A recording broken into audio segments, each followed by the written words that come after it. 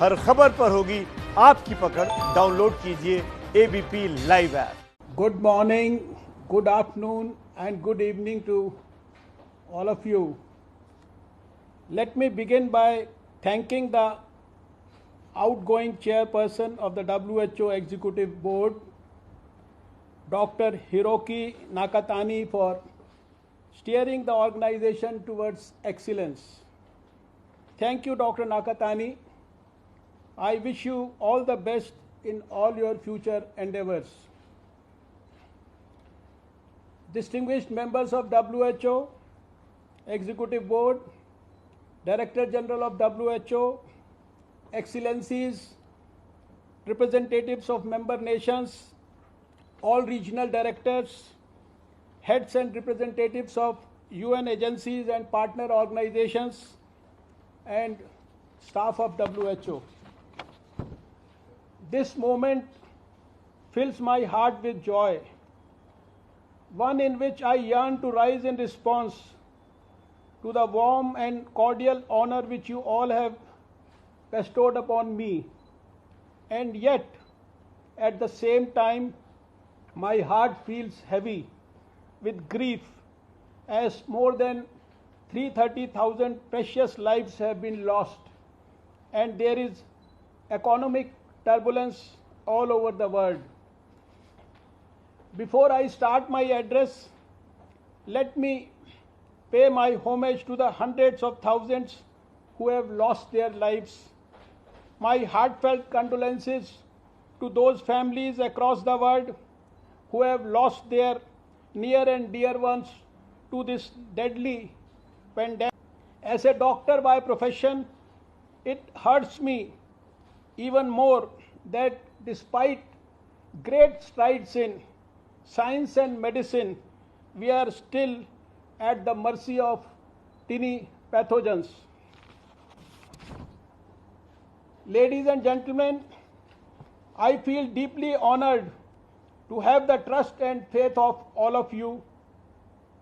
India and all my countrymen too feel privileged that this honor has been bestowed upon us. I have had a long personal association with WHO. I was privileged to come in contact with the organization way back in the early 90s during the initial years of my public life, when I was personally spearheading many missions in which we journeyed together and built an emotional bond. I have nostalgic memories of the WHO team with whom I worked very closely during my mission to eradicate poliomyelitis from India. I had the privilege to be appointed to prestigious committees of the WHO like SAGE and the Global Technical Consultative Group on Polio Eradication. I even served as an advisor to the organization, and I confess that if it had not been for the support and morale boosting by friends in WHO, I would not have delivered and achieved what I did. If today polio stands eradicated from India, I must admit it could never have been possible without the perseverance of WHO. Excellencies, I am aware that I am entering this office at a time of global crisis on account of this pandemic, at a time when we are fighting to simply stay alive, and at a time when we all understand that there are going to be many urgent health challenges in the next 2 decades. All these challenges demand a shared response because these are shared threats requiring shared responsibility to act. And of course, this is also the core philosophy of our alliance of member nations that comprise WHO. However, it needs a greater degree of shared idealism of nations. Friends, I have long nurtured a dream It is about the health of my fellow citizens of the world. And I believe that health is central to economic performance and to enhancing human capabilities. However, public health policy must be based and guided on a proper understanding of nature.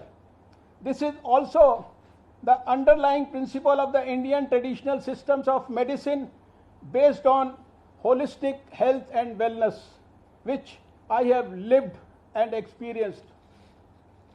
I have also the privilege of being the Health Minister of India, a country of 1.35 billion people. Led by a dynamic Prime Minister, Mr. Narendra Modi, we have devised an ambitious national health policy that aims at universal health for all. Our flagship health initiative called Ayushman Bharat aims at providing free health insurance to over 500 million people, making it the world's largest health insurance scheme. And we dream of making it bigger, ensuring it for each and every Indian. If a developing nation like India can dream of this level of health for all policy, the rest of the world has to think beyond this. When India decides, it performs.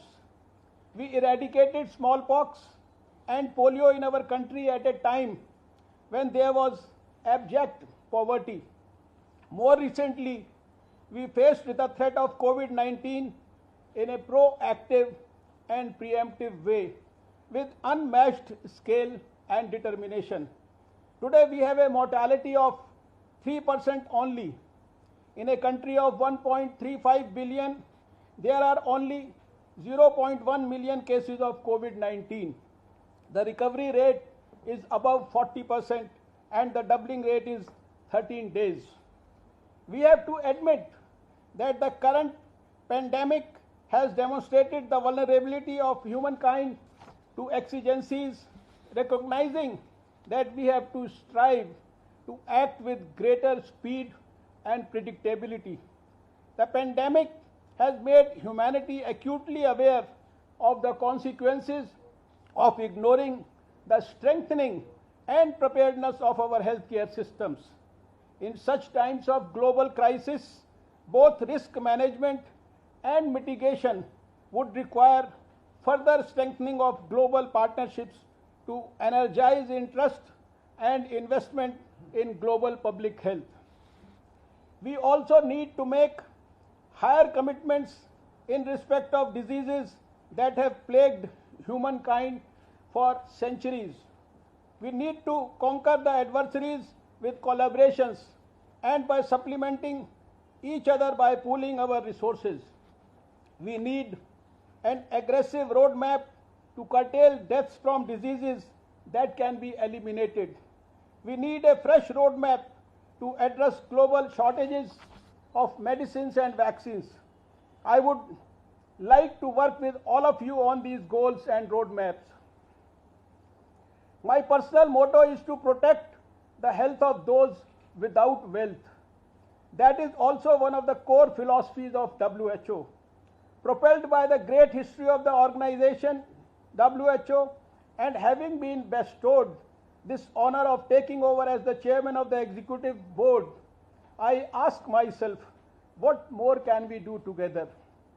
In some respects, I am a votary of self-healing. I feel that we need to introspect and see what reforms we can undertake from time to time. There are fault lines in almost any health system. WHO is already providing thought leadership to the entire world in the sphere of public health, engaging in partnerships where joint action is needed, shaping the research agenda, and stimulating the dissemination of valuable knowledge.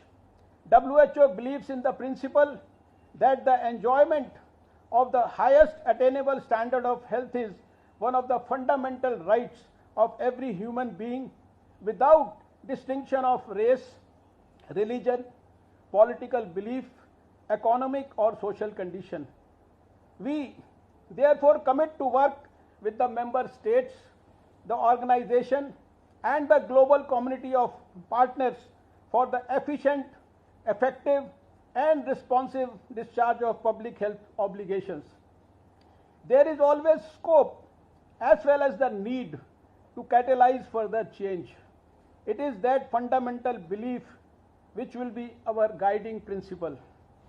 Friends, today has been a great honor for me. With this personal honor, I also feel a deep sense of personal responsibility. I am sure that constant engagement with member states and other stakeholders will reinforce reforms and help accelerate progress towards achieving sustainable development goals and universal health coverage with the most productive, efficient, and targeted utilization of resources. I will put myself to work to realize the collective vision of our organization, to build the collective capacity of all our member nations, and also build a heroic collective leadership. I may or may not get there, but I can surely try, and I promise to try my best. ABP news आपको रखे आगे।